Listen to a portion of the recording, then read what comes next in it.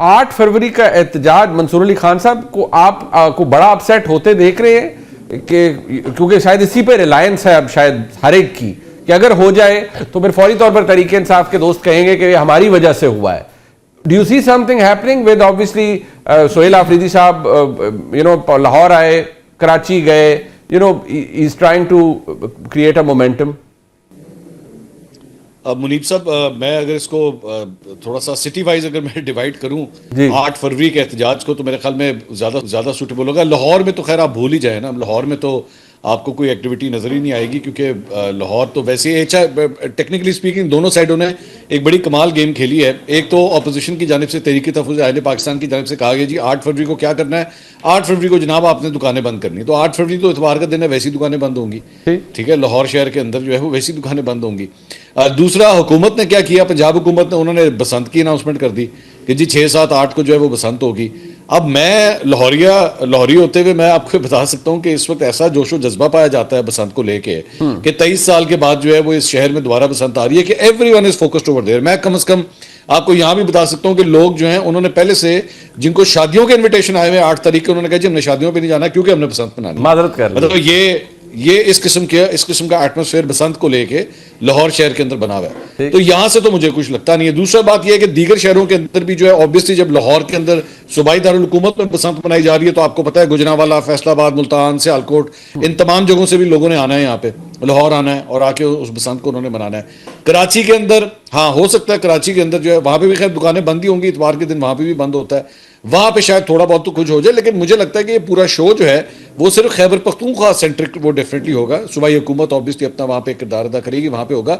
लेकिन क्या 8 फरवरी के एहतजाज के बाद, चले 8 फरवरी तो हो गया, 1 मिनट के लिए समझ लीजिए 8 फरवरी हो गया, 9 फरवरी को क्या होगा, 10 फरवरी को क्या होगा? क्या मतलब इमरान खान साहब बाहर आ जाएंगे इस एहतजाज से, या आपके ख्याल में आपकी इतनी स्पाइन है या इतना नंबर आपके पास है, या आप इतना बड़ा एहतजाज कर लेंगे कि 9 फरवरी को जो है वो पाकिस्तान की फेडरल कैबिनेट बैठेगी और कहेगी जनाब ये हम इंप्रेस हो गए, इतना बड़ा एहतजाज हुआ है, चलो जी खान साहब को रिहा कर दो? नहीं, क्योंकि अभी तक आपने जितने शोज किए हैं वो फ्लॉप हुए हैं, उसमें लोग ही नहीं निकले। आप 10,000 बंदा अडियाला जेल के बाहर बुलाते हैं, 1000 बंदा नहीं इकट्ठा हो रहा वहां पे, आप 10% स्ट्रेंथ नहीं बाहर निकाल। इसकी वजह आपको क्या लगती है मंसूर साहब कि नहीं आ रहे लोग, पीपल आर नॉट इंटरेस्टेड, या क्या वजह क्या है? नहीं, people are not interested to come on the streets anymore. मैं ये नहीं कह रहा कि खान साहब की जो है वो कोई सपोर्ट कम हुई है, नहीं, खान साहब की सपोर्ट मेरे ख्याल में आज से 2 साल पहले 8 फरवरी को जितनी थी आज या तो कम से कम उतनी होगी या उससे ज्यादा होगी, कम नहीं हुई है। ये मैं नहीं कह सकता कि कम हुई है। हाँ, अलबत्ता ये जरूर है कि लोग, मेरे ख्याल में एक तो फटीग फैक्टर आ चुका है, लोग थक चुके हैं बार बार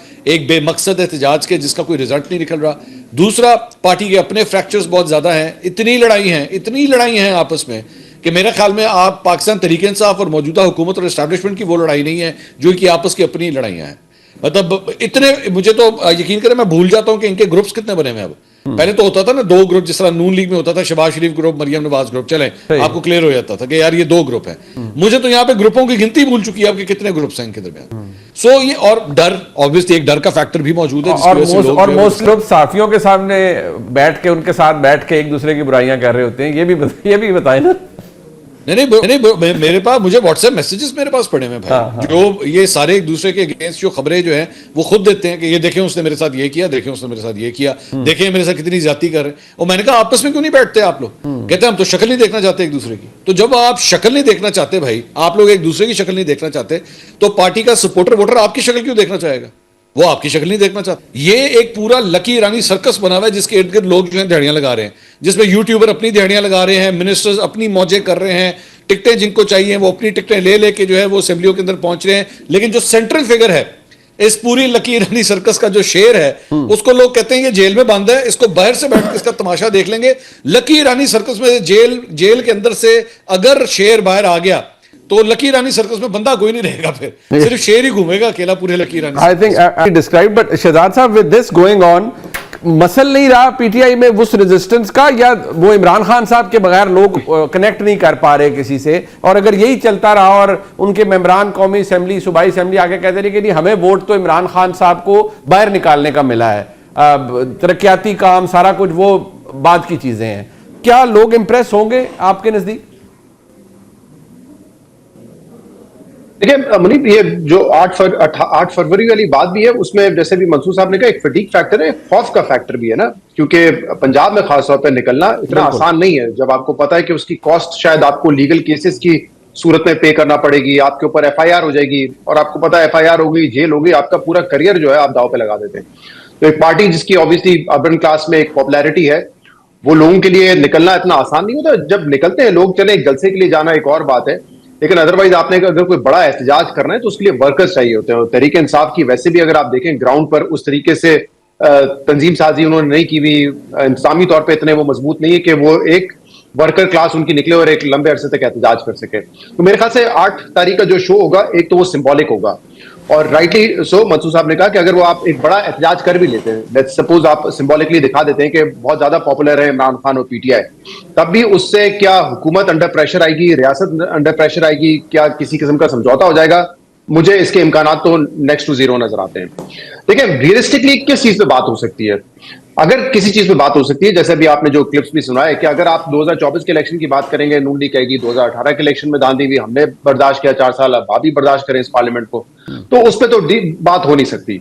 और आई थिंक पीटीआई में कहीं कहीं ना ये सोच जरूर है कि अब हमें फॉरवर्ड लुकिंग बात करनी है कि क्या हम इलेक्शन जल्दी ले सकते हैं, 4 साल में ले सकते हैं, या अगला इलेक्शन हम कह सकते हैं कि ठीक है उसमें कोई दांधी नहीं होगी, आप उस इलेक्शन को फ्री एंड फेयर बनाए, इसके लिए इंश्योर करें।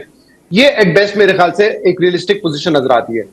और पीएमएलएन जो हालात है, इसमें अर्ली इलेक्शन क्यों चाहिए? Unless and until they are guaranteed and another term, उसके बगैर तो वो कभी ये रिस्क नहीं लेंगे कि फ्री एंड फेयर इलेक्शन भी हो रहा है, 4 साल में हुकूमत भी खत्म कर दी है, तो इस वक्त जो हालात है उससे तो नहीं लगता कि उनको कोई फायदा होगा।